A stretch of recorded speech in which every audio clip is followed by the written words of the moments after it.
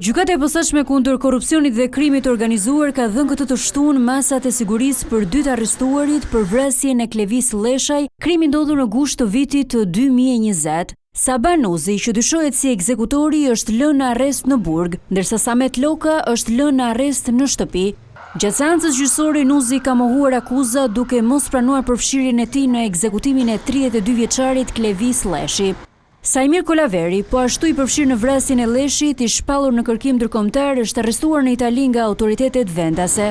Kolaveri akuzohet se ka luajtur rolin e ndërmjetësit mes Aurel Hoxhës, që dyshohet se ka urdhëruar vrasjen e Klevis Lleshit për motive gjakmarrjeje, dhe Saba Nuzi, që kreu krimin për një pagesë prej 50.000 euro. Është pikërisht gjakmarrja përmes organizatës kriminale, akuza që rëndon mbi 4 persona të përfshirë në krimin e rënd.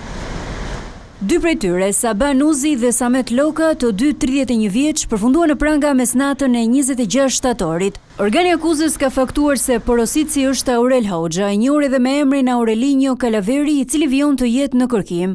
Në pronësinë Aurel Hoxhës është një lokal në të cilin hetuesit zbarkuan në të gdhirë të mëngjesit të së premtes. Prokuroria e posaçme arriti të zbardh krimin e rënd pas transkriptimit të Sky ECC. Klevis Lleshi u zhduk pa gjurmë në 2020, ndërsa 3 vjet më pas u zbulua se mbetjet kocëkore të gjetura nga banorët e zonës në fshatin Shpërdet të Kurbinit i përkisnin pikërisht atij.